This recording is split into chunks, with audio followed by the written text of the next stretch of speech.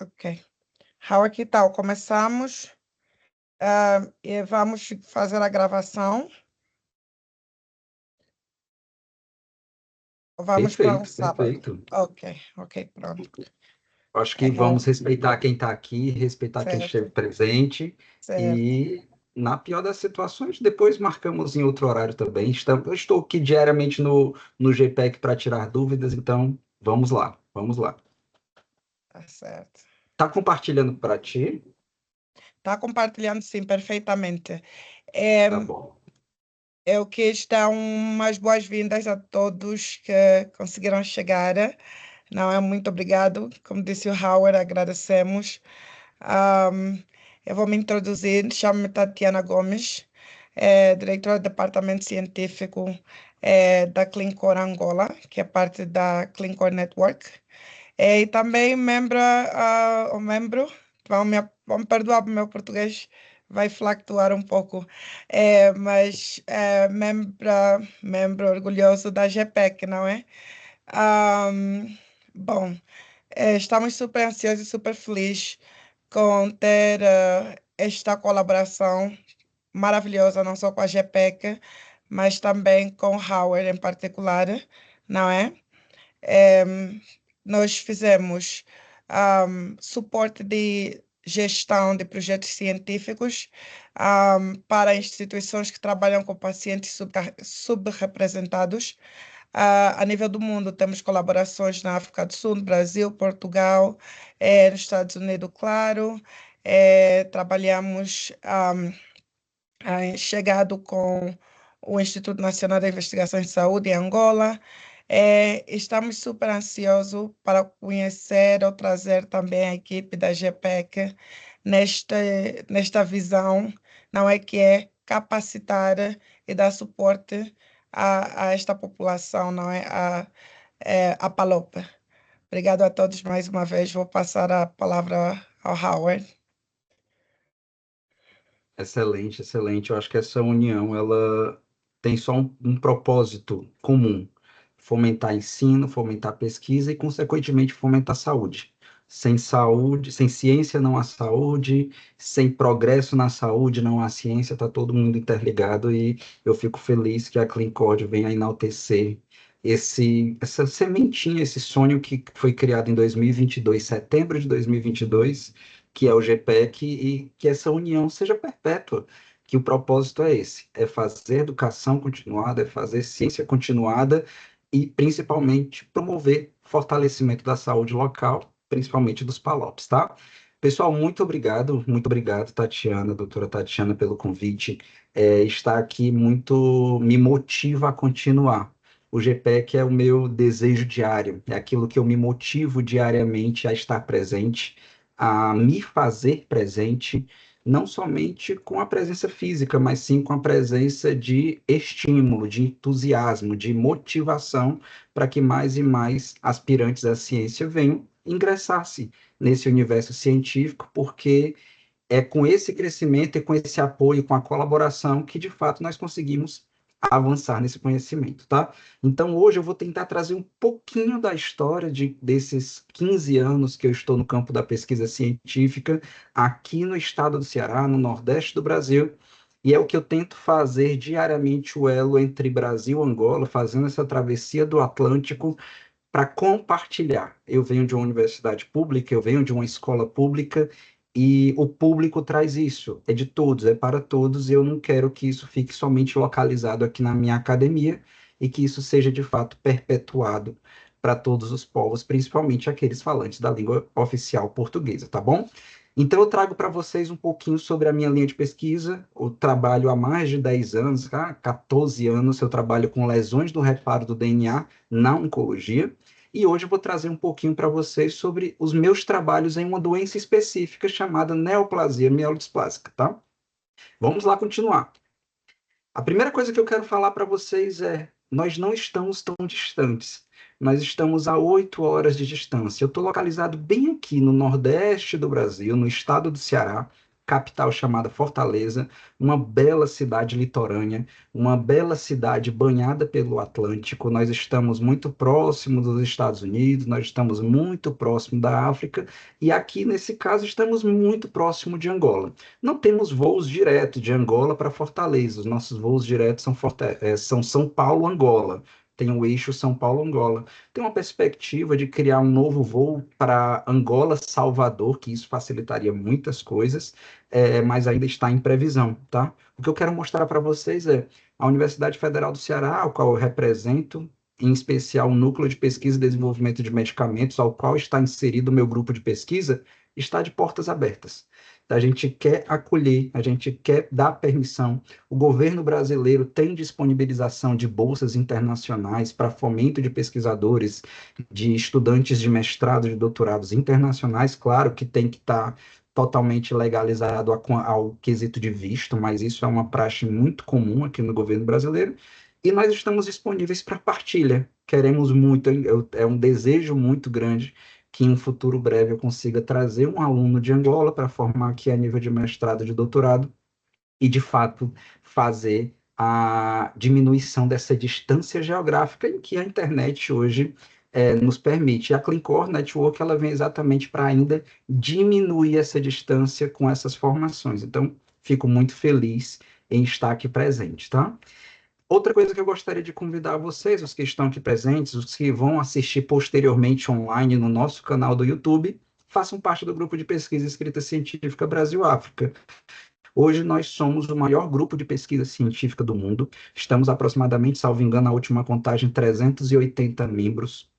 Esses membros, muitos são muito ativos diariamente, eles estão ali para partilhar, são pessoas especialistas. Nós temos grandes nomes de Angola, como o Dr. Mauer Gonçalves, Dr. Humberto Moraes, Dr. Miguel Vicente, grandes pesquisadores também de Portugal, Dr. Lúcio Lara, Dr. Miguel Brito, pesquisadores brasileiros, Dr. Ademir Leite, Dr. Rafael, Dr. Júlio Santos. Eu estou ali diretamente relacionado e é uma comunidade. O GPEC hoje é uma grande família que tem exatamente esse propósito, estreitar essa distância entre o Brasil e os países de língua oficial portuguesa. Então, acessem esse QR Code, você que está em casa, você que está aqui online, e ingressem no nosso grupo de GPEC, que eu tenho certeza que vai ser divertido e você vai crescer fortemente no campo científico, pois todos os meses estamos juntos, diariamente estamos juntos, mas uma vez por mês estamos juntos em aulas riquíssimas de conteúdo científico gratuito. Estamos aqui para fazer a ciência gratuita que o mundo merece e que o mundo clama, tá bom? Sejam bem-vindos, quem puder ingressar aqui no canal do GPEC. Quero me apresentar para vocês, meu nome é Howard Ribeiro, sou pesquisador brasileiro, sou biólogo, licenciado e bacharel pela Universidade Estadual do Ceará, sou especialista em informática em saúde pela Universidade Federal de São Paulo, tenho mestrado e doutorado em ciências médicas pela UFC e pós-doutorado em oncologia molecular pelo Hospital de Câncer de Barretos. Atualmente eu sou bolsista de produtividade em pesquisa do governo brasileiro a nível do Conselho Nacional de Desenvolvimento Técnico e Científico, CNPq, e sou diretor da editora PCA, que fomenta três grandes revistas científicas, a Brazilian Journal of Case Reports, a Brazilian Journal of Clinical Medicine Review e a Brazilian Journal of Dentistry and Oral Radiology, sempre fomentando pesquisa e possibilidades com foco principal nos PALOPs. O resumo de toda a minha formação sempre foi relacionado nesse bendito campo, biologia molecular. Tudo começou lá em 2006, quando eu entrei na faculdade e eu disse: qual campo da biologia, qual campo das ciências da vida, qual campo das ciências da saúde eu quero seguir? Naquela época, não sei se vocês se relembram, mas em 2003 foi consolidado o sequenciamento do DNA. A partir dali, todos os avanços que entendemos a nível de diagnóstico, a nível de terapêutica, a nível de prognóstico das mais diversas doenças, principalmente o câncer, veio à tona. Foi a partir de 2003, então em 2006 eu estava ingressando na faculdade, eu disse: opa, esse é um caminho virgem, que demanda muito trabalho, que demanda muita dedicação, vou me enveredar por esse caminho. Estou aqui há mais de 10 anos depois de formado, me formei em 2010, estou há 14 anos, sempre trabalhando com o campo da biologia molecular, o quanto me orgulha. Já tirei minha dissertação, minha tese, meu pós-doutorado, já orientei muitos alunos aí na nível de pós-graduação, sempre no mesmo campo da linha de pesquisa com biologia molecular. Aproveito esse momento também para mostrar um pouquinho da minha casa, né? Aqui é o Núcleo de Pesquisa e Desenvolvimento de Medicamentos, o NPDM, que fica dentro da Universidade Federal do Ceará, lá no Nordeste do Brasil, como eu mostrei no mapa anterior, e ele é um grande centro, um centro de caráter muito alto, um alto impacto científico, diversos laboratórios, diversos equipamentos. Nós temos hoje aproximadamente 6 sequenciadores de nova geração de DNA. Nós temos diversos equipamentos com biologia molecular, diversos laboratórios que trabalham com as mais diversas linhas, desde produtos naturais até a oncologia experimental, que está de portas abertas. Venham nos visitar, tá bom? Então, é um prédio muito bonito, muito receptivo, que está aqui para fomentar pesquisa científica, em especial na medicina translacional, que dá o nome do nosso programa de pesquisa, de pós-graduação, que é o Programa de Pós-Graduação em Medicina Translacional. Convido todos a virem conhecer. E um dos laboratórios é o nosso laboratório, que é o nosso laboratório de citogenômica do câncer, liderado pelo Dr. Ronald Feitosa Pinheiro, o pesquisador principal do nosso grupo de pesquisa. Aqui, todas as nossas estações, tem mais salas, tá, do que isso. Tem a sala hoje só de bioinformática, temos a sala hoje só de genômica, temos uma estação exclusiva para citogenética clássica e molecular, pois nós fomentamos todos os exames para o hospital universitário da nossa universidade. Então, venham conhecer, que é um dos nossos espaços, laboratório de cultura completo para a realização dos ensaios de cultura para os exames de citogenética clássica e molecular, diretamente do paciente. Nós trabalhamos com a amostra do paciente, dando diagnóstico e também utilizando-a para fazer pesquisas de novos biomarcadores, seja de prognóstico, de diagnóstico ou de risco de doenças, principalmente, claro, que nós estamos falando de câncer, tá? Outro laboratório que nós temos, isso daqui já foi corrigido, não se preocupem, isso daqui foi um derramamento aqui do nosso ar-condicionado, mas nós temos uma estação completa de biologia molecular e uma citogenética também molecular, onde nós fazemos exames de FISH, de fluorescência in situ, por hibridização, onde nós conseguimos marcar todos os cromossomos dos nossos pacientes, tá bom? Sejam bem-vindos. O que eu quero mostrar para vocês é que as minhas linhas de pesquisa, elas sempre se basearam em uma única terminologia, biomarcador molecular. Muitos de vocês podem ficar com essa curiosidade. O que é um biomarcador? O que é um biomarcador a nível molecular? O que ele representa? Quais são as suas conceitualizações que, de fato, determinam algo na saúde do nosso paciente? Que ele define diagnóstico, prognóstico ou risco? Qual é o objetivo da sua linha de pesquisa, Raul? Descobrir novos biomarcadores. E é importante vocês entenderem. Biomarcador é uma molécula biológica. Não obrigatoriamente um biomarcador tem que ser somente uma molécula de DNA. Não, nós temos diversos biomarcadores. Hemoglobina para anemia, colesterol para obesidade, para sedentarismo, para síndrome metabólica, glicemia para síndrome metabólica, ureia, creatinina, TGO, TGP, para falha renal, para falha hepática. Nós temos diversos biomarcadores que fazem parte da prática diária de nós, profissionais da área da saúde. Então, biomarcadores são moléculas biológicas encontradas em diversos fluidos no nosso corpo, seja o sangue, urina, plasma, soro, pele, lágrimas, de fezes, diversos fluidos do nosso corpo, tem biomarcadores que podem determinar algum aspecto de desfecho no nosso paciente. E é importante vocês entenderem que nós temos 3 grupos de biomarcadores principais: biomarcadores de diagnóstico, biomarcadores prognósticos e biomarcadores preditivos de doença. Diagnósticos, aqueles que definem doença. Por exemplo, mutação no GNP53 vai dar uma síndrome de Lynch, uma síndrome bastante deletéria, geradora de diversos tipos de neoplasias no mesmo paciente. Biomarcadores prognósticos são aqueles que definem evolução final do paciente. Ele vai ter uma boa progressão ou ele vai ter um desfecho desfavorável? Diversos marcadores mutacionais, diversos marcadores de acompanhamento do paciente definem um prognóstico do seu desfecho principal. E biomarcadores preditivos de risco. Ter um determinado biomarcador aumenta ou diminui a chance de nós termos um desfecho? Biomarcadores de resposta a tratamento, por exemplo, nós podemos acompanhar a escassez ou a diminuição da quantidade de cromossomo Filadélfia na leucemia mieloide crônica. É isso que nós conseguimos dizer se o paciente está, sim, respondendo ao tratamento adequado para a leucemia mieloide crônica.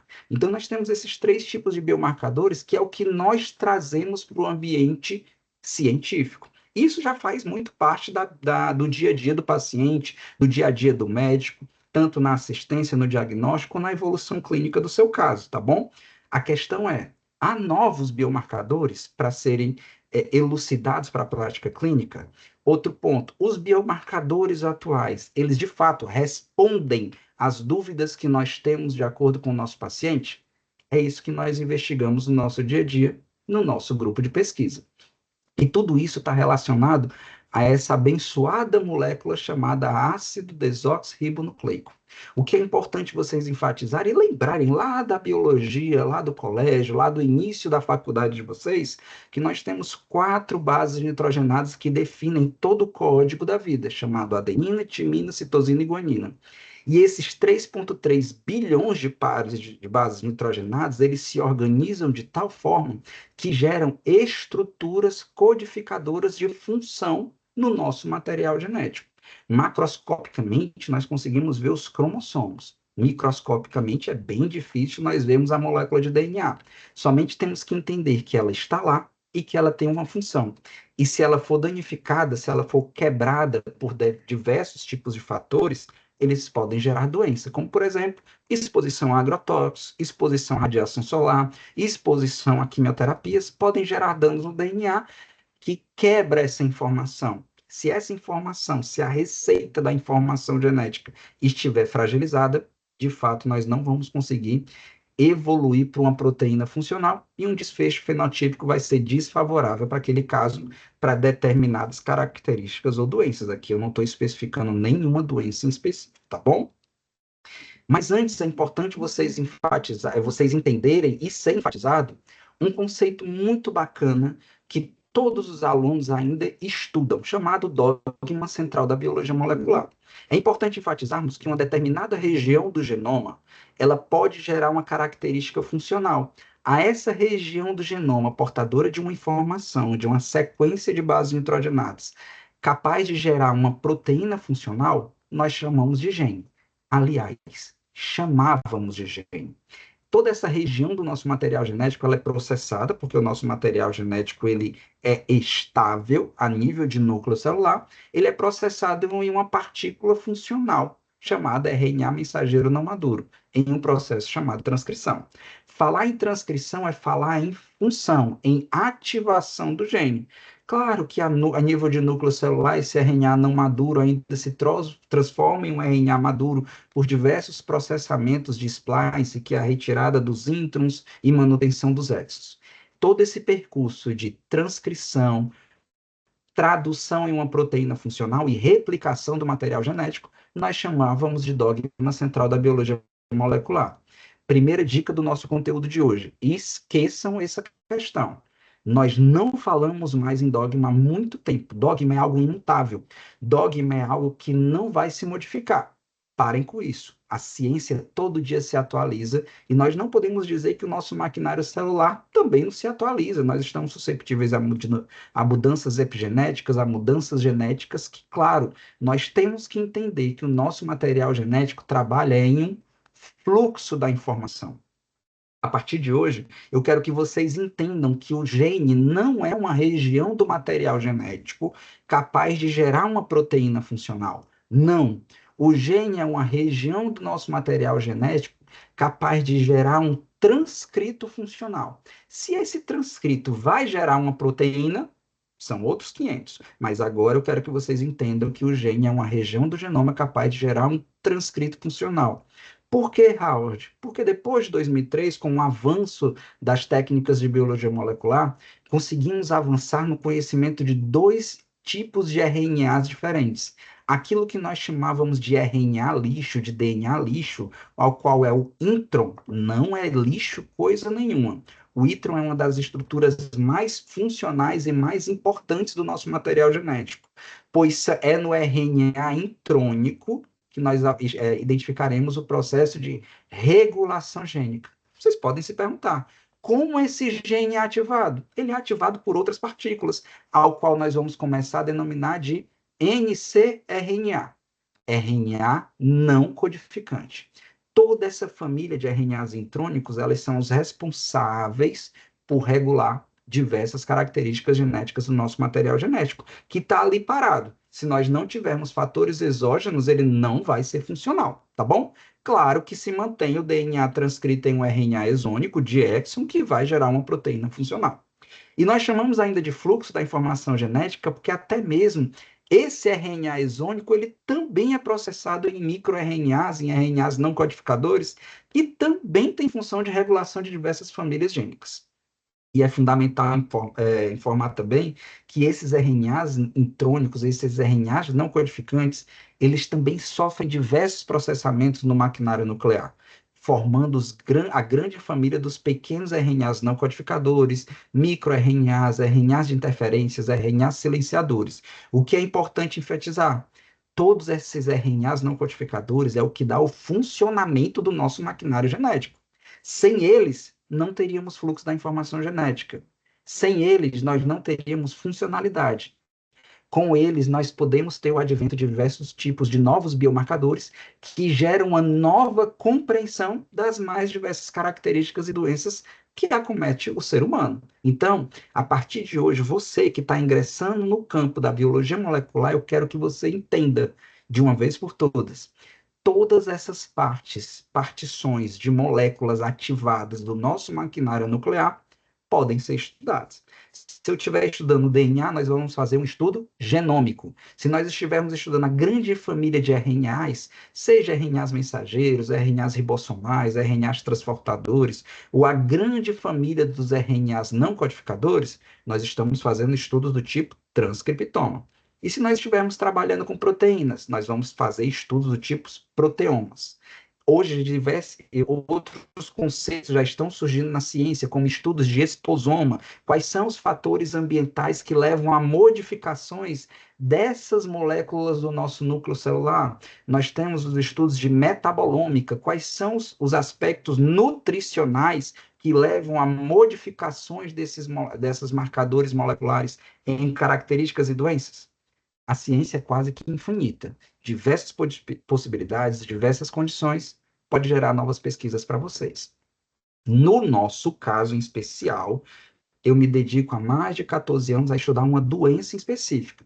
Mas, Howard, você publica outro tipo de estudos? Sim, eu tenho muitas colaborações, mas o meu cerne principal é trabalhar com lesões e reparo no DNA com um marcador de instabilidade genômica. Aqui nós vamos falar um pouquinho do estado da arte da doença que eu trabalho, chamada neoplasia mielodisplásica. É importante enfatizar para vocês que a neoplasia mielodisplásica, antes chamada de síndrome mielodisplásica, ela trocou de nome agora em 2022. Por quê? Porque o nome síndrome, ele não remete a oncologia, ele remete a síndromes que não têm cura. E nós estamos falando, de fato, de um câncer, nós estamos falando de uma neoplasia oncohematológica, tá bom? Então, em 2022, a Organização Mundial de Saúde modificou essa nomenclatura de síndrome para neoplasia mielodisplásica. E para quem nunca ouviu falar nessa doença, que de fato ela é considerada uma doença rara, ela é a doença que mais acomete a população idosa do mundo ocidental. Nós estamos falando daquela doença que obrigatoriamente, prioritariamente, ela é uma doença de acumulação de danos no DNA. É por isso que ela sempre acomete, principalmente, sempre é um absurdo na ciência, mas 80% dos casos acometem pessoas acima de 60 anos de idade. Por que, Howard? Porque acima de 60 anos, pela Organização Mundial de Saúde, já é considerada uma população idosa, e são aquelas pessoas que já acumularam muitas lesões no decorrer da vida, devido ao trabalho, devido a exposições ambientais, a exposições nutricionais, que acumulativamente vai gerando danos no seu material genético.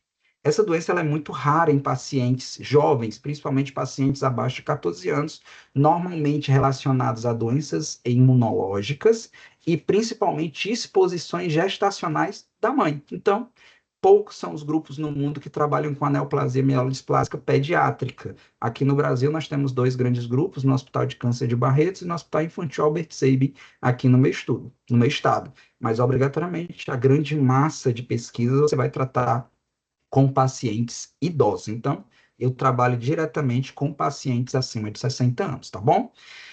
A característica clínica desse paciente, ela é muito particular. é aquele paciente que tem uma anemia bem característica.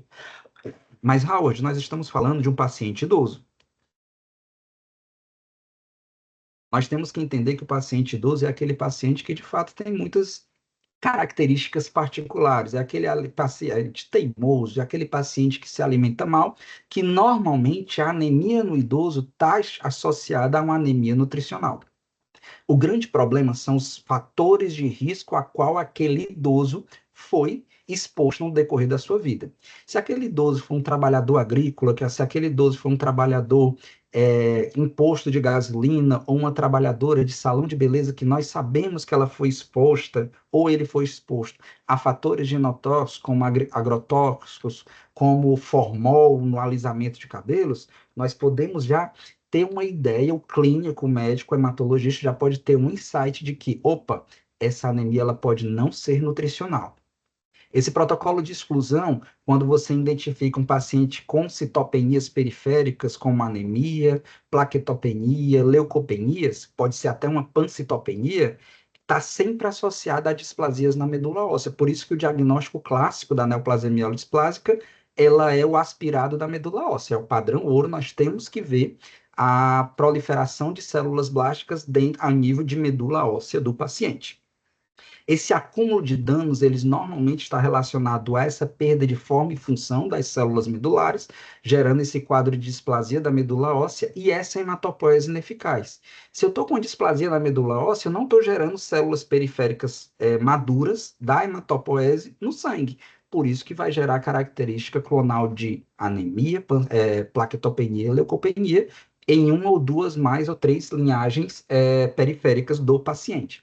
Outra característica também do paciente com SMD é que acima de 40% desses pacientes podem evoluir para leucemia mieloide aguda, ou seja, pacientes de alto risco que se mantêm expostos a esses fatores de risco, mesmo após esse quadro de citopenia, eles podem evoluir uma leucemização desse quadro e evoluir para um quadro muito mais grave que a leucemia mieloide aguda, tá?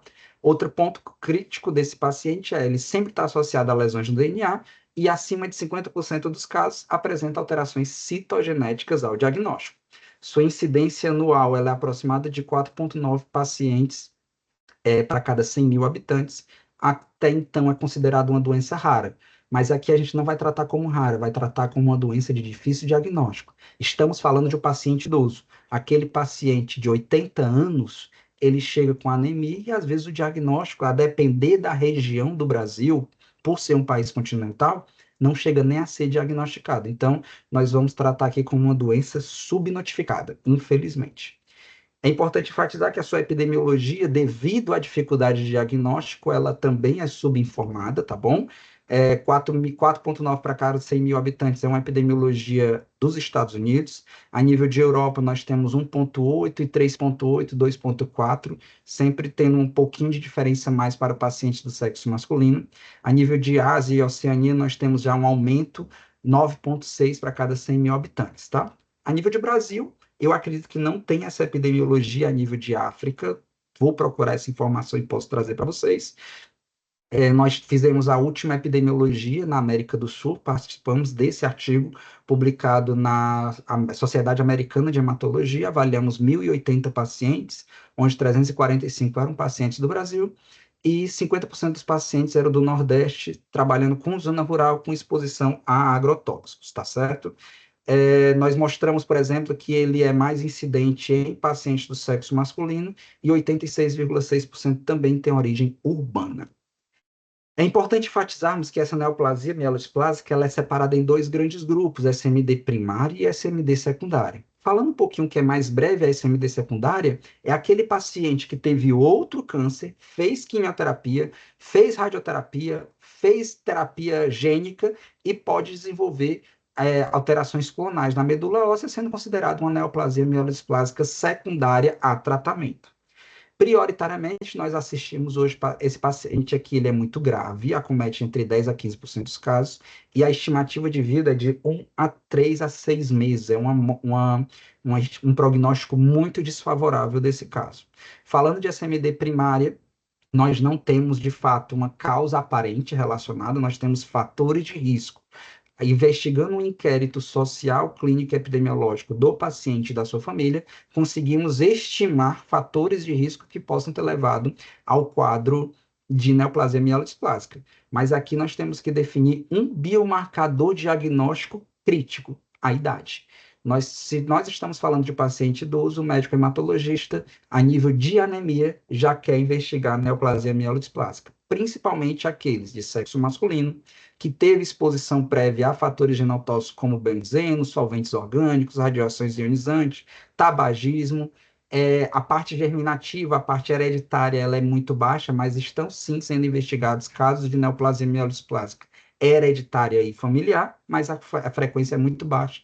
Está prioritariamente relacionada à exposição ocupacional, à exposição de vida a fatores genotóxicos. Não vou me adentrar muito na pesquisa, na classificação clínica, é somente enfatizar que ela sofreu diversas modificações desde a sua primeira caracterização em 1900, tá? Passou por uma classificação clínica franco-austríaca britânico para depois ser consolidada pela Organização Mundial de Saúde, em que ela padronizou agora, em 2022, a neoplasia mielodisplásica em dois grandes grupos. Aqui estamos falando de SMD primária, não estamos falando de SMD secundária. A nível de SMD primária, a Organização Mundial de Saúde preconiza que nós temos que entender que o exame genético ele não chegou para todas as nações. Entendendo isso, nós podemos separar a SMD ela com alterações genéticas e a SMD com alterações morfológicas. A morfologia, obrigatoriamente, nós temos que ter, tá bom? A nível de alterações genéticas, nós podemos classificar a SMD como uma percentagem baixa de células cancerígenas, chamadas de células blastos, e associadas à deleção do braço curto do cromossomo 5. Nós também podemos associar a SMD com contagem baixa de blastos associados a mutações no gene de splines, chamado SF3B1, e temos também uma categoria muito agressiva de doenças, chamada SMD, associada com a inativação bialélica do gene P53, que é o guardião do genoma. Classicamente, morfologicamente, a SMD ela pode ser definida como, morfologicamente, estamos falando a nível de medula óssea do paciente, tá bom? Podemos tratar como SMD com baixa contagem de blastos, abaixo de 5% de blastos na medula óssea, abaixo de 2% de blastos no sangue periférico. Podemos também tratar um SMD mais jovem, paciente mais jovem, ali abaixo dos 50 anos, que é a SMD hipoplásica, onde nós podemos identificar menos de 5% de blastos na medula óssea e 2% de blastos no sangue periférico. E nós temos também a SMD de alto risco, a SMD agressiva, que é aquela que tem um aumento de chance significativo de evoluir para leucemia mieloide aguda, que é a SMD com aumento de blasto nível 1, onde tem uma faixa de 5 a 9% de blasto no sangue periférico e 2 a 4% de blasto na medula óssea e 2 a 4% de blasto no sangue periférico. Podemos falar também da SMD com aumento de blasto tipo 2, onde nós temos aqui aproximadamente 10 a 19% de blasto na medula óssea e 5 a 19% de blasto no sangue periférico ou com a presença de bastões de Auer. Nós podemos, é importante enfatizar que, se tivermos acima de 19%, ou seja, acima de 20% de blastos na medula óssea, esqueça o diagnóstico de SMD. Agora você tem que tratar o paciente com uma leucemia mieloide aguda. E temos também a SMD com fibrose, onde pode ter de 5 a 19% de blasto na medula óssea e 2 a 19% de blasto no sangue periférico, claro, com a presença de fibrose na medula do paciente, tá? Temos uma classificação prognóstica muito bem estabelecida pelo índice de score prognóstico revisado, estabelecido por Greenberg em 2012, é o grande pesquisador no campo prognóstico da SMD, e os fatores de risco que geram a diferença prognóstica do paciente com SMD é a alteração citogenética, o cariótipo é o padrão ouro molecular estabelecido. Infelizmente, o exame citogenético não está presente em diversos países. E os aspectos de citopenias periféricas e presença de displasias medulares, como a porcentagem de blasto medular, hemoglobina, plaqueta e leucócitos a nível de sangue periférico, e neutrófilos a nível de sangue periférico. O paciente com SMD ele pode ser classificado a nível de risco em 5 níveis diferentes: muito baixo, baixo, intermediário, alto e muito alto, sempre relacionado ao score estabelecido pelos parâmetros aqui definidos no IPSS revisado, tá bom? Isso vai estabelecer exatamente a sobrevida do meu paciente. Se ele é um paciente de muito baixo risco, ele vai ter uma sobrevida de 8,8 meses estabelecida. Baixo risco 5,3, intermediário 3, alto 1,6, muito alto 0,8 meses. E aqui os riscos específicos para 25% dos casos evoluírem para leucemia mieloide aguda. A nível de patogênese, essa figura ela é nossa, foi publicada nos nossos artigos, tá? Onde nós identificamos que aqui são as células tronco do nosso paciente, células tronco da medula óssea do paciente, tá bom? Imagine um indivíduo saudável. Ele sofreu danos no DNA nessas células tronco por exposições ambientais. Esses danos no DNA gerou a presença de clones, ou seja, células com a genômica diferente das células normais. Aqui sofreu uma mutação, aqui sofreu 10 mutações, aqui sofreu 2 mutações. Nós temos células distintas que perderam a capacidade de formar células saudáveis, células hematopoéticas saudáveis. Aqui, hemácias, a linhagem granulocítica e a linhagem megacariocítica do nosso sangue periférico. Isso pode ser realizado, identificado por um bloqueio na hematopoese, ou seja, um quadro de hematopoese ineficaz que gera as displasias medulares, seja na linhagem eritrocitária, granulocítica ou megacariocítica, que, consequentemente, vai gerar citopenias periféricas. Essa é a imagem que mais resume a patogênese da neoplasia mielodisplásica. Nós podemos entender a nível genético, aqui estamos falando de famílias gênicas, que as lesões que acometem as células saudáveis, células tronco saudáveis, que são precursores mieloides, de linhagem mieloide da nossa patogênese medular, elas sofrem alterações, lesões, que podem ser fita simples ou fita dupla do material genético, em genes relacionados à diferenciação celular e ou à maturação celular. Ou seja, isso daqui vai desencadear a displasia medular. Vamos perder forma e função das células medulares, que no processo de hematopoese gera as células funcionais do nosso sangue. O grande problema é, se esse paciente que tem displasia medular continuar sendo lesado a sua medula óssea a nível de exposição, ele pode sofrer lesões em genes de proliferação. Se eu tenho bloqueio de diferenciação e maturação e, consequentemente, bloqueio de proliferação, posso progredir para a leucemia mieloide aguda. Essa é a patogênese molecular dessa doença. Isso tudo desencadeia o quadro clínico de anemia, de leucopenia, de plaquetopenia ou de pancitopenia do paciente que chega ao consultório.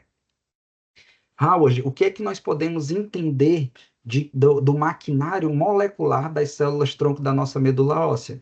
Nós temos que entender que essas células tronco, estando saudáveis, elas vão gerar células progenitoras de linhagens funcionais.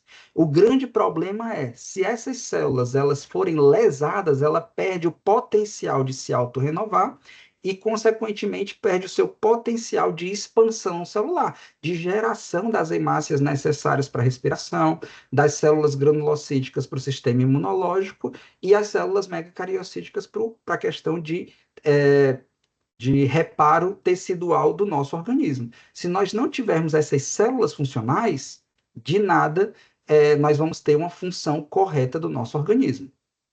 Diversos maquinários, diversas abordagens funcionais já têm sido identificadas para compreender biomarcadores de diagnóstico dessa doença, biomarcadores de patogênese da SMD, o qual nós trabalhamos há muitos anos com essa linha de pesquisa. Nós entendemos que lesões no DNA ela podem acometer, por exemplo, a fita dupla do nosso material genético. Temos que lembrar que material genético, DNA, ele tem dupla cadeia, e essa dupla cadeia ela pode sim ser lesionada por fatores exógenos ao nosso corpo. Só que, muito bom, nós temos um sensor de dano ao DNA chamado ataxia telejectasia mutada.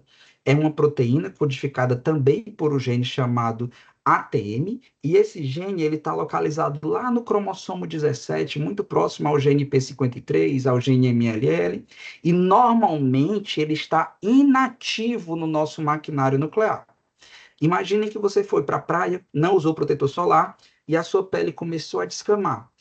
Para sua pele descamar, nós tivemos a ativação, a fosforilação do gene ATM. Esse gene ATM, pode, a depender do ciclo celular, ativou distintos mecanismos de reparação das nossas células. Se o DNA, devido à radiação solar daquela célula, tiver muito danificado, o ATM tem a função de ativar o ciclo de apoptose mediado por P53, levando a célula a uma morte celular programada, por isso que a nossa pele descasca. O grande problema, pessoal, é quando esse maquinário nuclear de reparação do DNA está com problema, seja ele a nível de reconhecimento da lesão, seja ele a nível de reparação, por mecanismo de recombinação homóloga ou mecanismo por junções por extremidades não homólogas. Se ele não estiver funcional, não vai haver ativação do P53, gerando o acometimento da carcinogênese. Isso daqui é um apanhado bem superficial sobre o processo de carcinogênese que acontece no nosso organismo. Nós temos que entender que, a depender do ciclo celular que a nossa célula se encontra, nós temos distintos mecanismos. Mecanismos de recombinação homóloga, que acontece sempre na fase S, de duplicação do nosso material genético, e na fase G2. E esse mecanismo de reparação, ele é o mais fiel à célula. Por quê? Porque ele sempre vai se utilizar da cromátide irmã para reparar o nosso material genético. Por isso que sempre esperamos que as nossas células estejam em fase S ou fase G2, porque caso tenha uma lesão do nosso material genético, utilizaremos o nosso maquinário da recombinação homóloga, pois ele tem alta fidelidade, baixa taxa de mutações e baixas taxas de erro. O grande problema é, se o nosso material genético ele for atingido em uma estrutura de fase G1 do nosso ciclo celular, nós vamos ativar o mecanismo de recombinação homóloga, de junções por extremidades não homólogas. No mecanismo de recombinação homóloga, nós temos um maquinário genético muito efetivo. Nós temos, por exemplo, a ativação do gene ATM, que ativa o gene muito conhecido pelos oncologistas, chamado BRCA1, que ativa o BRCA2 e a família de RAD51. Essa família de RAD51 vai se utilizar da cromátide irmã do nosso cromossomo, lembrando que nós temos sempre 2 pares de cromossomos, fazemos as junções de Holliday e reparamos, de fato, o nosso material genético. Mas se a nossa célula estiver em fase G1, infelizmente esse mecanismo não vai acontecer. Vai acontecer as junções por extremidades não homólogas, que é o mecanismo mais letal à célula. Ele tem baixa fidelidade, alta taxa de mutações e alta taxa de erro. Por que, Howard, ele tem alta taxa de erro? Porque você não se utiliza de um DNA molde da cromátide irmã para reparar essa lesão. O ATM, se tiver em fase G1 da divisão celular, ele vai ativar não BRCA1 e BRCA2, mas sim a família de proteínas Ku70 e Ku80, decodificada pelos genes XRCC5 e XRCC6. Esse material genético que foi quebrado do nosso maquinário celular, ele é perdido. Essa parte do DNA se perde daquela célula. E o maquinário Ku70 e Ku80 vai simplesmente unificar a molécula de DNA danificada. O que é que acontece com esse material genético? As deleções cromossômicas, as perdas cromossômicas, as mutações estruturais, que podem, claro, levar ao acometimento de câncer. Por isso que esse mecanismo de reparo, ele é funcional, mas ele é deletério para o nosso maquinário celular. E o que é que nós sabemos até hoje, baseado em evidências científicas, sobre reparo do DNA na SMD? Não vou me alongar nessa aula, eu sei que é muito conteúdo, eu sei que é muitas informações, mas eu quero mostrar para vocês um pouquinho do que nós já publicamos em neoplasia mielodisplásica sobre lesões de DNA e um pouquinho das minhas linhas de pesquisas atualmente existentes no nosso grupo de pesquisa, caso você queira investigar isso aqui no Brasil. Aqui são um pouco das revistas que nós já publicamos nos nossos artigos: DNA Repair, Hematological Oncology, Blood, Journal of Clinical Pathology, European Journal of Hematology, Environmental Toxicology and Pharmacology, Hematology, Transfusion Cell Therapy, Medical Oncology e Leukemia Research. São todas as revistas que nós já publicamos, dentre outras, sempre no campo da oncohematologia. O primeiro estudo sobre reparo do DNA na SMD foi esse, publicado em 2013, onde nós evidenciamos o papel de uma variante polimórfica, ou seja, uma mutação antiga no nosso material genético, específica no gene ATM, que é o sensor de danos no DNA. Geneticamente, eu não vou detalhar tantos artigos, vou focar de fato no nosso resultado, geneticamente nós podemos ter alterações no nosso material genético a nível de uma única base nitrogenada. E isso é muito dependente da nossa ancestralidade genética, tá bom? O que é que os pesquisadores viram? Que dentro do nosso material genético nós temos 10 milhões de possibilidades de variantes polimórficas. E o acúmulo dessas variantes de risco pode estar associados ao risco como um biomarcador preditivo de diversas características e doenças. Aqui, nós avaliamos a troca de uma adenina por uma guanina. Uma adenina sempre se liga a uma timina e uma guanina sempre se liga a uma citosina. Howard, isso não é uma mutação? Não, isso é um polimorfismo. Isso já foi uma mutação, mas ele se incorporou na sua população. Se ele tiver acima de 1% de frequência na população, ele não é mais considerado mutação, mas sim um polimorfismo, seja ele funcional ou não.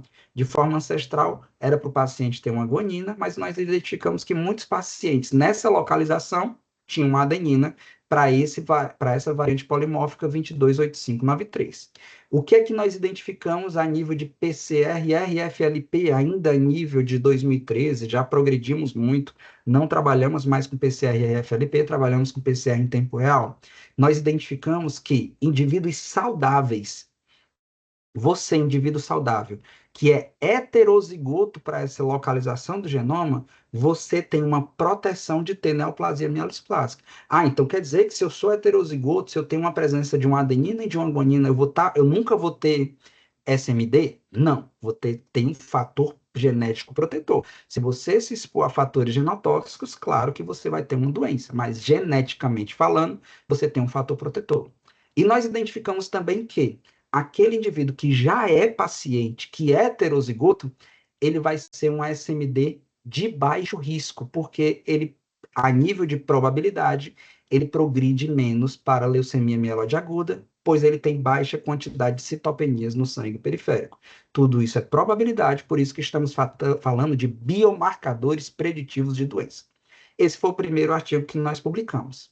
Posteriormente, em 2015, nós já investigamos outras famílias de genes de distintas vias de mecanismo de reparo do DNA, sejam elas das junções por extremidades não homólogas ou recombinação homóloga, sempre relacionada à neoplasia mielosplásica. Esse artigo foi publicado na Hematological Oncology. Nós trabalhamos com 3 tipos de genes relacionados à recombinação homóloga, BRCA1, BRCA2 e RAD51, e junções por extremidades não homólogas, XRCC5, XRCC6 e DNA ligase 4, um polimorfismo de cada, uma variante genética de cada. Indo diretamente para os nossos resultados, nós identificamos, por exemplo, que indivíduos que foram indivíduos saudáveis, que tinham a variante homozigótica polimórfica do gene XRCC5, tinham uma diminuição de chance também como efeito protetor para a neoplasia mielosplásica. Identificamos também que esse mesmo fator ele foi relacionado ao gene RAD51, também como efeito protetor, ou seja, variantes genéticas relacionadas a genes de reparo do DNA têm efeito protetor do indivíduo ter doença. Identificamos, claro, também relacionados a características internas da doença, que a presença de algumas variantes aumentava o risco do indivíduo ter cariótipo normal, para o gene XRCC6, ter uma medula normo e hipercelular e também ter fatores de risco com 16,1 vezes mais chances do paciente ser de bom prognóstico com baixo nível de citopenias para aquelas variantes relacionadas ao gene RAD51. Ou seja, nós mostramos que sim, temos membros relacionados ao mecanismo de recombinação homóloga e junções por extremidades não homólogas, atuando como possíveis biomarcadores preditivos de risco de doença. Outro estudo que nós publicamos também foi, ok, Howard, se essa variante genética ela está aumentando o risco de um indivíduo saudável ter doença, ela também altera o transcriptoma desse paciente? Nós queremos associar se o paciente a nível de genótipo altera a expressão do seu gene de reparo do DNA. Foi publicado em 2016 na Leukemia Research, esse artigo sobre minha autoria do nosso grupo de pesquisa, mostrando o impacto funcional de variantes genéticas dos genes de reparo do DNA na neoplasia mielodisplásica. Os mesmos genes anteriormente estudados, nós conseguimos mostrar, por exemplo, que A presença de variantes genéticas no gene ATM está relacionada a uma alteração significativa do perfil de expressão desse gene quando ele é estratificado pelo risco prognóstico. Ou seja, se ele é maior risco prognóstico, ele vai ter um aumento de expressão. Ou seja, a variante genética altera a expressão do meu gene a nível de estratificação prognóstica do meu paciente. Outros resultados também foram relacionados ao gene ATM, ao gene XRCC6, ao gene XRCC6 relacionados à celularidade da medula óssea, ao gene DNA ligase 4 primordialmente relacionado à idade do paciente, sempre inferindo que presença de variante genética também altera a função do meu gene. Se altera a função do meu gene, eu vou ter uma resposta diferente do meu paciente. Outros resultados de ligase 4 relacionados às citopenias dos meus pacientes, mostrando que sim, essas variantes genéticas elas podem ser consideradas funcionais e reguladoras do material genético no processo de patogênese da neoplasia mielodisplásica a nível mundial. Outro estudo que foi identificado em 2017, também publicado na Leukemia Research, foi quando nós avaliamos genes de reparo do DNA relacionados a lesões de fitas simples do material genético, normalmente conhecidos pela doença xerodermo pigmentoso. São genes que foram identificados nessa doença que podem ser analisados em diversos tipos de câncer. Esses genes é o gene XPA, XPD, XPC e XPF, que foram analisados por PCR em tempo real em uma boa coorte de 95 pacientes com neoplasia mielodisplásica aqui do estado do Ceará. Foram identificadas também importantes associações de risco relacionadas a citopenias periféricas, nesse caso aqui estamos falando de anemia do paciente para o gene XPC e XPA. Também podemos falar de neutropenia para o gene XPD e XPF.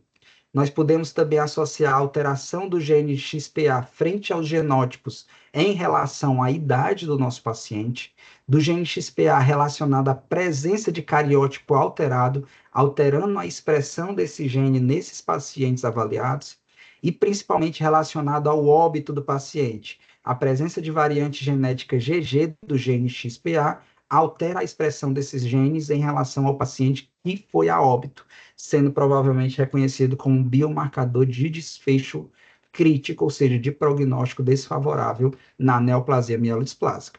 Outro resultado do gene XPA foi também relacionado à celularidade da medula óssea, a presença de micromegacariócitos relacionados à presença de variantes polimórficas do gene XPC, do gene XPC também a presença de micromegas e consequentemente, conseguimos identificar que não somente genes relacionados a lesões de fita dupla do DNA, mas sim também genes relacionados a lesões de fita simples do DNA, está associados a pior prognóstico e desfecho desfavorável na neoplasia mielodisplásica.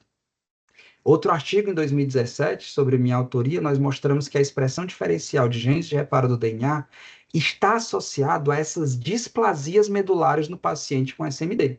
Foi o primeiro artigo no mundo mostrando que a presença de displasias está associada a uma expressão diferencial de diversos tipos de genes de reparo do DNA. Nós conseguimos mostrar, por exemplo, que alterações no gene ATM está relacionada com o aumento de expressão em pacientes com medula hipocelular. Nós estamos relacionando também alterações significativas do gene BRCA1, BRCA2, LIG4, RCC8, XPA e XPC, relacionados aqui a danos de fitas simples do material genético. Todas essas alterações foram evidentemente identificadas em gráficos de associação de expressão, mostrando que, por exemplo, aumento de expressão do gene ATM, do gene BRCA1, BRCA2 e LIG4 estão associados a pacientes com medula normo e hipercelular, aumento de proliferação na medula óssea. Genes como o ESCC8, XPA e XPC também estão relacionados a uma disfunção medular. O RCC8, a presença de medula hipercelular, e o XPA e o XPCA, uma medula hipocelular, ou seja, com baixa concentração de células. Identificamos também um achado muito interessante, mostrando que A desregulação do gene ATM, LIG4 e ESC8 está identificado em pacientes que têm cariótipo alterado, ou seja, alterações citogenéticas. Se eu tenho presença de alterações citogenéticas, eu tenho presença de mutação, ou seja, provavelmente uma desregulação funcional do gene ATM, LIG4 e ESC8 está gerando esse acometimento de lesões citogenéticas nesses pacientes. Nós mostramos também que a expressão diferencial desses genes pode estar relacionada à sobrevida do paciente. Pacientes com diminuição da expressão, perdão, com aumento da expressão do LIG4 e com aumento da expressão do gene XPA, tem uma menor sobrevida. Se eu tenho aumento da expressão de genes de reparo, é porque o paciente está com muitas lesões do DNA para serem reparadas. Portanto, o aumento de expressão de LIG4 e de XPA foi associado a um pior prognóstico de doença, como também esses alvos foram correlacionados em correlações muito fortes e moderadas a nível de correlação de Spearman, mostrando que eles atuam em uma mesma via funcional na patogênese dessa doença, tá bom? Outros resultados, aqui tem muitos resultados, eu já vou avançar. Nós conseguimos mostrar também resultados muito interessantes na SMD primária e na SMD secundária de pacientes da expressão desses genes relacionados ao método de letalidade sintética na neoplasia mielodisplásica. Conseguimos mostrar que a grande família de genes reguladores da recombinação homóloga, concomitantemente, estão desregulados na SMD primária. Na SMD secundária, diversos genes também estão desregulados, mostrando que a grande família de SMD primária e de SMD secundária são famílias distintas, de distintos prognósticos, mas intrinsecamente relacionados ao mecanismo de reparo do DNA. Nós conseguimos mostrar, por exemplo, que pacientes com alteração citogenética têm uma diminuição significativa do gene RCC8 e XRCC6, e também pacientes com SMD primária, de novo, têm uma diminuição significativa do gene XRCC6. Outro artigo importante que nós publicamos já no Jornal Europeu de Hematologia em 2018 foi mostrando que todos esses estudos que nós identificamos até agora, nós utilizamos as células do aspirado medular. Aquela célula que sai do mielograma, nós pegamos aquela célula, extraímos o material genético e fizemos todas as análises genéticas anteriores. Aqui não. Aqui nós pegamos a medula do paciente, separamos as células tronco e avaliamos o perfil de expressão gênica, especificamente as células tronco CD34. O que aconteceu? A gente pensa que somente nós estamos estudando essa pesquisa no mundo. E, infelizmente ou felizmente, mais grupos de pesquisas também estão estudando. Aqui um grupo grego publicou um artigo muito importante em 2017, o artigo Valca e colaboradores, mostrando alterações na expressão diferencial de genes de recombinação homóloga no DNA em estágios precoces e avançados na neoplasia mielodisplásica. Só que, concomitantemente, o meu doutorado também foi relacionado a isso. Então, nós mandamos uma correspondência para o Jornal Europeu de Hematologia, com a casuística de 24 pacientes com células tronco analisada. Então, o N pode ser pequeno, sim, porque a amostra ela é muito rara. Onde nós investigamos por PCR em tempo real todos esses genes na medula óssea de pacientes com neoplasia mielodisplásica e encontramos resultados diferentes dos publicados na Valca, como, por exemplo, aumento de expressão desses genes relacionados à desgranulopoese, hipercelularidade da medula óssea, cariótipo alterado, índice prognóstico de alto risco, óbito do paciente e evolução para LMA. Resultados que o outro grupo de pesquisa não tinha mostrado. Mostramos também uma desregulação na expressão desses genes BRCA1, BRCA2, RAD51, XPA e LIG4 em variáveis de óbito, evolução para leucemia mieloide aguda, dependência transfusional, presença de micromegacariócitos, contagem baixa de neutrófilos e contagem baixa de hemoglobina. Aqui eu enalteço esse tipo de artigo científico para vocês, que nós sim podemos confrontar e adicionar resultados científicos a outros artigos já publicados pelo mecanismo de carta ao editor. Nós mostramos também relacionados a biomarcadores prognósticos, enaltecendo que o aumento da expressão, perdão, a diminuição da expressão do gene BRCA1 esteve relacionado ao pior prognóstico de doença quando avaliamos as células-tronco desses pacientes. O que é que isso enaltece? Enaltece que a expressão do gene BRCA1 nas células-troncos desses pacientes está relacionado ao óbito precoce desses casos, como possível marcador de prognóstico de doença. Outro artigo recentemente publicado, agora em 2025, nós mostramos pela primeira vez no mundo que o ATM ele é sim o gene mais importante de reparação do DNA na neoplasia mielodisplásica.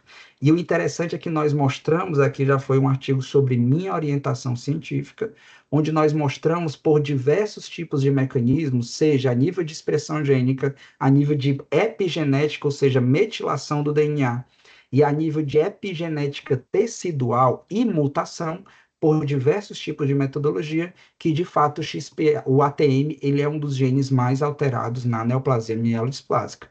Nós identificamos, por exemplo, que o paciente com SMD ele tem um aumento de metilação do DNA, ele tem uma diminuição da sua expressão de expressão gênica, ele tem uma alteração na sua metilação tecidual e, principalmente, ele tem isso daqui, uma maior identificação de mutações no seu material genético relacionado ao gene ATM. O gene ATM, ele é o gene mais alterado a nível mutacional na neoplasia mielodisplásica, dentre os genes relacionados ao mecanismo de reparo do DNA. Por isso que nós conseguimos essa boa publicação, mostrando que ele é um dos genes mais importantes a ser investigados pela prática clínica a nível de patogênese da doença. Já estamos chegando no final, tá? Eu gostaria de enaltecer também um outro campo científico que nós estamos trabalhando, que é a genética de população, onde nós queremos investigar se somente por estarmos vivos, nasceu na fecundação, na consolidação do nosso material genético, nós temos um risco aumentado de termos doença. Inicialmente, nós publicamos esse artigo meu Deus, me esqueci o nome da revista, na Current Oncology, nós mostramos o papel de score de risco poligênico na medicina de precisão em populações não europeias, entendendo que a grande maioria de artigos científicos se utiliza de população europeia.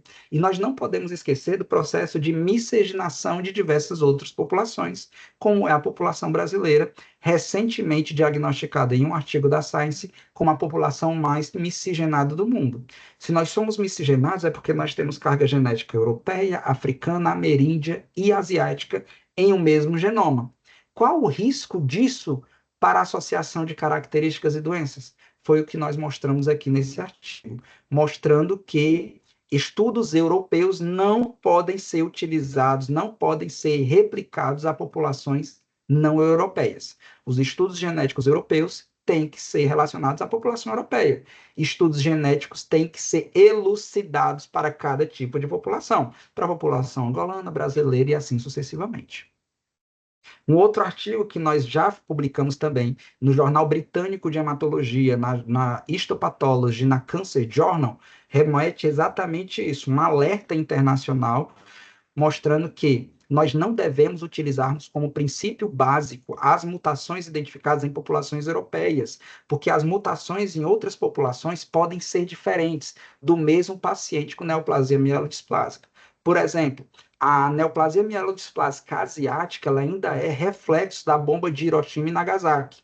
A neoplasia mielodisplásica do Ocidente está relacionada aos hábitos de exposição ambiental, como principalmente exposição a agrotóxicos. Isso foi enaltecido nesse comentário na British Journal of Hematology, na Histopathology enaltecendo a influência da ancestralidade molecular na classificação clínica da neoplasia mielodisplásica, e também nós mostramos aí uma crítica de mutações da família de coezinas, mostrando que nós temos que enaltecer a importância do gene ATM nessa classificação, pois são marcadores genéticos relacionados ao reparo do DNA e principalmente a ancestralidade genômica desses pacientes.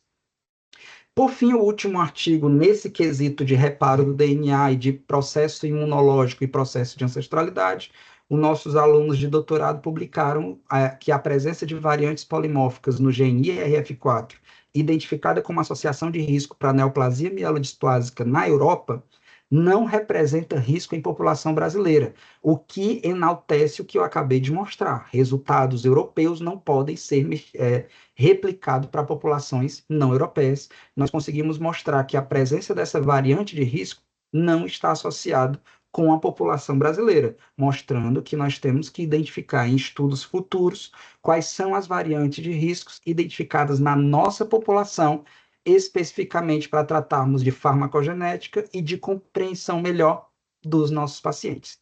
Eu sei que é muito conteúdo, são 14 anos de pesquisa com biologia molecular, mas eu quero dizer que eu tenho muito orgulho de trazer um pouquinho da minha história, de trazer um pouquinho do que eu venho construindo com os meus alunos de doutorado aqui no Brasil, para que você se sinta motivado a estar aqui presente, não somente aqui na Universidade Federal do Ceará, mas também em todas as instituições brasileiras que fomentam pesquisa internacional. Sejam bem-vindos. Eu não posso deixar de agradecer, claro, aqui por ser um servidor federal, à Universidade Federal do Ceará, vinculado ao nosso Ministério da Educação, ao CNPq, ao qual eu sou vinculado como bolsista de produtividade, ao meu grupo de pesquisa do Laboratório Citogenômica do Câncer, liderado pelo Dr. Ronald Feitosa Pinheiro, e inserido ao Núcleo de Pesquisa e Desenvolvimento de Medicamentos, a FUNCAP, que gera recursos para o nosso grupo de pesquisas, e, claro, aos dois programas de pesquisa e pós-graduação ao qual sou vinculado, programa de pós-graduação em patologia e o programa de pós-graduação em medicina translacional. Sejam bem-vindos, venham para o GPEC, venham para a Clincord, que estamos aqui para compartilhar a ciência para vocês. Muito obrigado. Tati, desculpa ter avançado tanto, tá? Desculpa ter avançado tanto. Bom Que dia, Dr. feliz, Howard. agora que eu vejo que temos 30 pessoas. Bom dia, eu não sei para quem eu estou dando bom dia, mas muito bom dia. O Dr. Howard está dando bom dia à coordenadora Monamo. Quero primeiramente agradecer, doutor, pela disponibilidade de fazer Que a sua honra lhe magnífica conhecer, querida. Eu falo com você só pelo e-mail. Que honra lhe conhecer. Que honra. Exatamente, doutor. A honra é toda minha. A honra é minha. Certo. Como estava a dizer, doutor, obrigada pela disponibilidade, primeiramente, por nos brindar com esse magnífico tema. Posso dizer que acarretamos muito conhecimento no dia de hoje, graças ao Dr. Howard. Desta feita, quem tiver alguma questão para fazer ao Dr. Howard, por favor, esteja à vontade. Temos mais ou menos 10 minutos para tal. Perfeito, estou à disposição, viu, pessoal? Podem tirar dúvidas. Eu reforço aqui que nós vamos tentar pegar esse vídeo e colocar lá no nosso canal do YouTube, caso vocês queiram assistir novamente essa palestra, essa apresentação, tá bom? O canal do GPEC é gpec.palopes. Convido vocês todos a seguirem, fazer parte dessa comunidade, tá? Quaisquer dúvidas, estou à disposição. Fico muito feliz por termos 30 pessoas aqui presentes, Tati, estou muito feliz. Certo. Muito obrigado mesmo, Dr. Howard, como disse a coordenadora Monamo. Vamos abrir para perguntas. Para quem tiver pergunta, eu posso começar, porque eu fiz aqui tantas notas para poder, então, entender melhor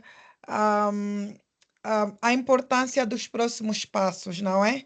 A minha pergunta tem duas partes. É focada inicialmente em o que é que o Dr. Howard vê, que é o próximo passo a levar nesta área, não é? Neste fio tão influenciador em todas as diferentes disciplinas de medicina, e porque também a importância da consideração a ancestralidade dos pacientes, não é? Para então representá-los a nível de publicação científica para traduzir para o tratamento clínico. O nosso conceito atual, excelente pergunta, nós estamos vivendo muito dois conceitos distintos. Nós trabalhamos muito com o conceito de medicina personalizada e de medicina personalizada quando nós tratamos, medicina de precisão quando nós tratamos a doença e medicina personalizada quando nós entendemos a persona. Medicina de precisão já está muito avançada em diversos tipos de tumores. Falar de neoplasia mielodisplásica, nós entendemos, nós já sabemos os top 10 genes mais mutados na doença. Isso é medicina de precisão. Isso já faz parte da rotina clínica Claro que, infelizmente, não para todos os países, mas no Brasil, por exemplo, um paciente com neoplasia de mielosis plástica, ele já faz um exame genético identificando as principais mutações nos top 10, top 15 genes mais mutados na doença. Isso é medicina de precisão. O que eu trago aqui a nível de ancestralidade é medicina personalizada, a persona. É entender que cada indivíduo é diferente. Cada indivíduo vai ter uma patogênese diferente, cada indivíduo vai ter uma resposta terapêutica diferente. E eu acho que a saúde está trabalhando isso, a saúde está se preocupando com isso. Infelizmente, o avanço tecnológico ele está crescendo desproporcionalmente ao acesso. É claro que não vai ser todos os países que vai ter disponível no seu consultório, no seu laboratório, no seu hospital, um sequenciador de nova geração que de fato responda a esses aspectos moleculares de cada indivíduo. Mas a própria New England já publicou um estudo muito importante, com mais de 100 mil casos de rastreio molecular em bebês recém-nascidos, que é o futuro da medicina personalizada, entendemos o quê? Ao nascer, nós temos que riscos de ter quais características ou doenças. Esse é o futuro da medicina personalizada. Quando eu falo de ancestralidade, é entender que, prioritariamente, é claro, nós temos que aceitar que os principais recursos são a nível europeu, são a nível norte-americano, que aqui no sul, no sul global, os recursos ainda são muito escassos para pesquisas. Nós temos que entender que os principais achados eles são relacionados a populações europeias e populações norte-americanas que têm o seu teor de miscigenação. Mas quando nós chegamos aqui no sul, a nível de Cabo Verde, a nível de Brasil, nós estamos falando obrigatoriamente de populações mais miscigenadas do mundo. Howard, o que é miscigenação? É você entender que cada indivíduo não vai ter um genoma único de uma única etnia. Não, ele vai ter um genoma de várias etnias. Eu, particularmente, tenho 78% de genoma europeu, 16% de genoma africano, 12% de genoma asiático, mas aqui no Brasil nós temos diversas ancestralidades a nível de região do país. O Nordeste é diferente do Sul, que é diferente do Sudeste, que é diferente da região Norte, que tem maior carga ameríndia, e o Sul maior carga europeia, e o Nordeste, aqui a nível de Pernambuco e Salvador, tem uma maior carga genética africana. Essa miscigenação genética, ela nos gera resposta terapêutica totalmente diferente.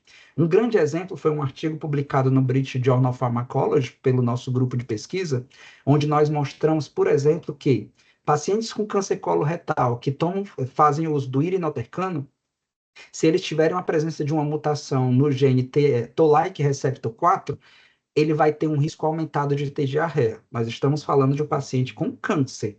O paciente com câncer com diarreia vai ser uma doença mais agressiva. E esse achado não tem nenhuma outra população do mundo, ele é exclusivo da população brasileira.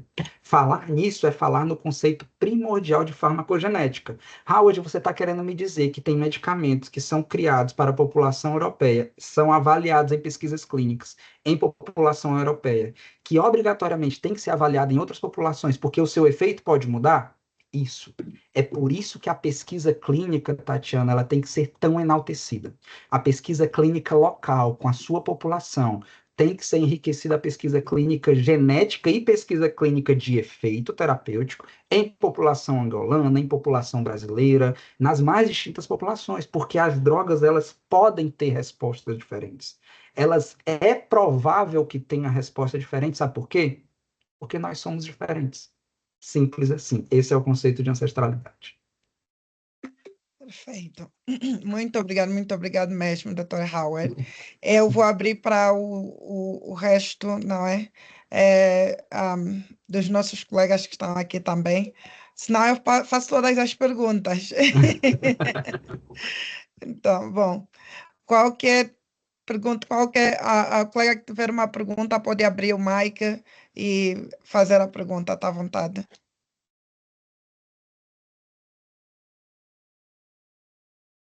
Fiquem à vontade, eu sei que o assunto é temático, o assunto é complexo, perdão, o assunto é complexo, mas que abram os horizontes de vocês. Eu percebo muito que as pesquisas, elas são muito restritas à resposta clínica.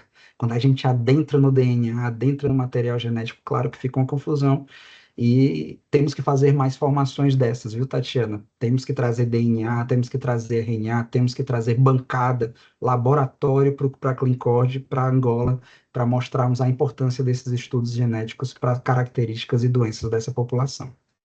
Concordo totalmente. Enquanto esperamos os colegas, eu vou adicionar que eu sou pesquisadora clínica, então meu entendimento é no outro lado, nos Estados Unidos, o pessoal diz the other side of the aisle, o outro lado do... O que é o aisle? É o banco do tribunal, não é? O outro lado. E eu sou fanática do mundo da colaboração multidisciplinar, porque eu acredito totalmente que para uma pesquisa ser bem feita é preciso entendimento e expertezas multidisciplinar, não é? Então, é o entendimento genético, o entendimento da conduta da pesquisa clínica, o entendimento da patologia fora do seu elemento genético. Então, é importante ter colaborações e entendimento total. Nós, nesse momento, estamos a fazer um projeto em Angola, que vai já há mais de um ano, que é o nosso projeto Learner, que é é- por vezes nós chamamos de ensaio clínico, mas não é um ensaio clínico, é uma pesquisa clínica, porque relaciona a aspirina, não é? E a aspirina já é uma molécula aprovada desde os anos 50, se não me escapa a memória. E então é um projeto já de fase 4. E tem um elemento genético. Então, temos uma colaboração, um colaboratório no Brasil, em Portugal. Acho que a doutora Catarina está aqui, que guia a nossa equipe, as nossas amostras a partir de Portugal. Então, eu digo isso para dizer que trazer a Clincor para Angola e também colaborações como a GPEC, colaborações de outros investigadores, para nós é extremamente importante e nos faz muito mais feliz quando vemos apresentações como a do Dr. Howard, não é? Que toca no que nos está no coração. Eu acho que alguém vai, vai fazer uma pergunta já em breve. Em breve toca no que está no coração da Clincor, que é a importância da representação de toda a população, não é? Quando vem em pesquisas biomédicas. E o Dr. Howard tocou muito bem na importância do entendimento genético, não é? De diferentes populações, para assim, então, traduzir corretamente para a saúde clínica. Eu vou dar tempo, eu acho que havia alguém que estava a tentar falar aqui. Um colega tem uma pergunta. Felisberto, não sei se está a câmera está on. Ok, está à vontade. Boa tarde a todos. Boa tarde, sim. Ok, na verdade eu cheguei tarde, tive dificuldade em entrar na fase inicial, teve que pedir novamente o link. Então não tenho assim grandes questões ainda a fazer, porque na verdade aparentemente cheguei já no final da exposição do nosso pré-leitório. Então, assim, queria, na verdade, pedir desculpa e me apresentar. Não tem problema, doutor. Nós vamos postar no YouTube, tanto no YouTube da GPEC e como no YouTube da Clincor, vai rolar o link do YouTube, que é para o pessoal todo, pelo WhatsApp, que é para os colegas todos terem a oportunidade de ver a apresentação. Obrigado pela presença, doutor. Tá bem, obrigado. Bom, não sei se temos mais um adicional, uma pergunta, um comentário. Estamos abertos para feedback de qualquer forma. Não é? Nós gostaríamos de reproduzir essa atividade e vai ser muito bom, seria muito bom ouvir feedback por parte das equipes ou dos colegas presentes, não é? Ah, a hora funcionou, nós ficamos na dúvida do horário, não é, Howard? Ficamos A hora funcionou. Ok, bom. Acho que Bom, podemos sim manter esses horários, claro, podemos manter esse horário e o pessoal vai se ajustando. perfeito. Bom, Para adicionar mais uma vez que nós temos mais ou menos 2 minutos, mas eu gostaria de, antes de nos ausentar, espelhar mais uma vez que nós, a nível da Cleancor, damos suporte a qualquer investigador que trabalha com equipes ou com pacientes subrepresentados. Pacientes subrepresentados significa, e tem uma definição toda, não mas não vou tocar em toda a definição, mas aqueles pacientes que são normalmente, sistematicamente excluídos de pesquisas, não é? E de publicações, principalmente. Então, nós estamos aqui para dar suporte a qualquer investigador a nível da PALOP. Nós trabalhamos nos Estados Unidos também, na África do Sul, mas nós vamos agora focar a PALOP, que tenha ter uma pesquisa clínica, um ensaio clínico, uma pesquisa laboratorial, translacional, que precisa de suporte para a condução de pesquisa, não é? Para, assim, garantir que, a partir já da coleta de dados, estamos a dar todo o suporte para criar pesquisa a nível do padrão internacional. Muito obrigado a todos. Mais uma vez, eu acho que temos uma colega que adicionou a câmera agora. Não sei se tem um feedback. A doutora Crisia. Doutora, eu acho que está no mute. Não, muito obrigada, Ashma. Eu entrei Obrigada. simplesmente para aprender, eu sou psicóloga clínica e como gosto de aprender, como já frisou a doutora Tatiana, que a multidisciplinaridade é muito importante. Perdão.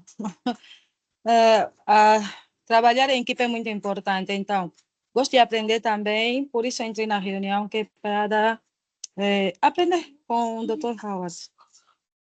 Muito obrigada, doutora. Muito obrigada. Bom, muito obrigado mais uma vez, Howard.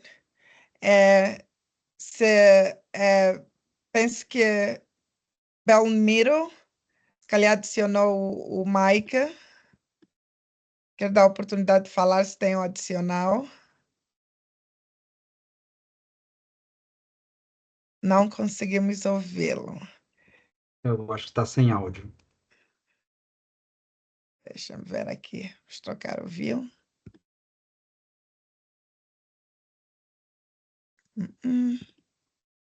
Bom, muito obrigado mais uma vez, Howard. Boa continuação. Bom final de semana para todo mundo, não é? Eu só Obrigada. aproveito o momento para convidar quem não conseguiu pegar um início, aqui é o link do nosso grupo GPEC. Sejam bem-vindos. O Instagram, gpec.palopes, canal do YouTube, gpec.palopes, mas principalmente nosso canal do WhatsApp. Sejam bem-vindos. Acesse o QR Code, estejam lá conosco e sejam bem-vindos a essa comunidade. Estamos aqui para fazer trocas científicas e é uma honra fazer parte disso, viu? Obrigado. Muito obrigado, Dr. Howard. Boa continuação a todos.